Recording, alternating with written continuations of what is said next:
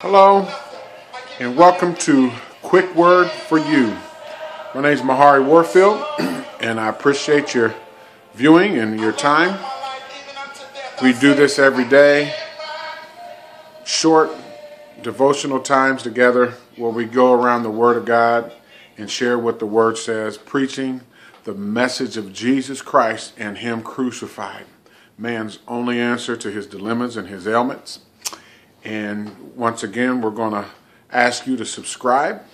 If you haven't done yet, underneath the screen, you'll see the opportunity to subscribe. That gives us the chance to shoot these things to you on an ongoing basis. Also, tell somebody about us. And also, feedback. Hit the website. There should be a link by now on the bottom. And shoot me a message, a note. Let me know what you think. If you've got any questions, things that you would like us to touch, we'll do it. But these times are quick, and I want to get right in. I felt led to deal with Romans 8, verses 1 and 2.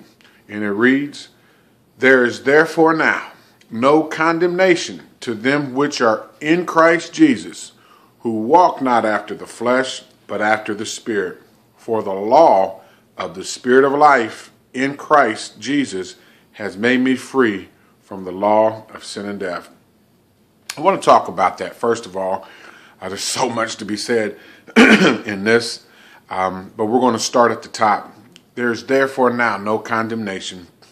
You know, when we think of condemnation in our day and age, it's usually dealing with guilt, because there's so many things that attach themselves to us, or negative feelings anyway.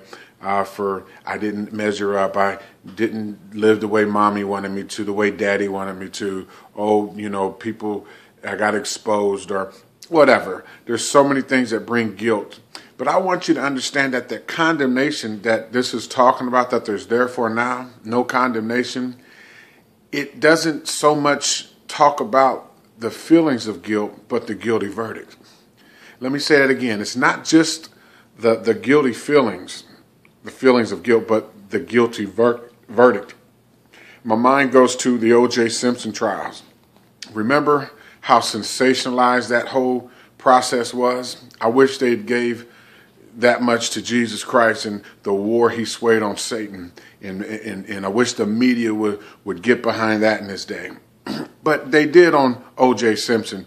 And this word says there's therefore now no condemnation. That now is important.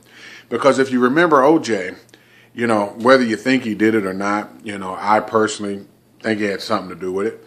But if you look at his face when he waited on that verdict, if there was a drum roll, that would have been the place to do it. I think, you know, the job I was working at that time, we had the television on. Everybody knows where they were when that verdict came forth. And when they said that he was acquitted, if you've seen the look on his face, it was like a whole countenance change. Oh, I don't have to deal with this. Oh, I'm free. I'm not guilty as charged. I've been acquitted. That's what this is talking about. There is therefore now no condemnation to those who are in Christ. Now, in times past, we've talked about in Christ. I said, if you're in Christ, if you move your elbows, you could hit some ribs, amen? And you're in Christ strictly on the basis of faith. And there's more to be said, and on the next days to come, we're going to do a second and third part. But I want you to understand that when you place your faith in Jesus Christ and what he did on Calvary, you are escaped or exempt from the condemnation or the guilty verdict.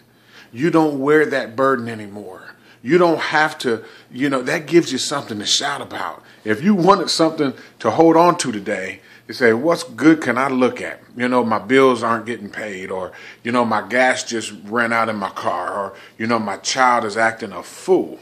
You know what? If you got what you really deserved, if you only got what you did deserve, and then you look and see that there is therefore now no condemnation, and you didn't deserve it, you didn't earn it. It was because you chose to place your faith in Christ and be baptized into him on simple faith. You walk not guilty as charged. Amen. That's powerful. I want to couple with that truth in the book of Genesis chapter 6, verse 8. But Noah found grace in the sight of the Lord. You know, that's huge. Because if Noah found grace, let me tell you what, you can find grace. If Noah found grace, I can find grace. Joe, Tim, Susie, Mark, you found grace too. You can. And how Noah found grace, just look at the story. Noah, we at least have one account that he definitely wasn't walking fully righteous in the natural sense. You know, the man was drunk. You know, and his son, there's an issue of this, something even happened there. But you know what? After all that, it says Noah found grace in the sight of God. Why? Because he was God's sacrificial man. He was God's covenant man who killed an animal on a regular basis, who put his faith in the coming Messiah, who Jesus Christ actually became, the physical Messiah. So if us after the cross look back to the same thing that Noah looked forward to, there's nothing you could be in the midst of today, my friend. I don't care how messed up your yesterday was. I don't care how your morning went. I don't care if you and the wife are at odds. I don't care if you just basically cursed God and you were angry today. If you place your faith back in the cross and repent, you too will find grace with God. Let us pray, because I know that God gave me this word, that there's some people out there right now that may need to find that grace again. And right now we're going to pray. Father, in the name of Jesus, I thank you, Lord, that there's grace to be found in you, and it's only found at the cross of Christ. Now, right now, we place our faith in the finished work of Jesus, and we thank you for what you can only do that man could never do. And we thank you that it's more than enough, as always. And in Jesus' name we pray. Amen. Take that with you today. Please subscribe and tell somebody about us. In Jesus' name, hallelujah.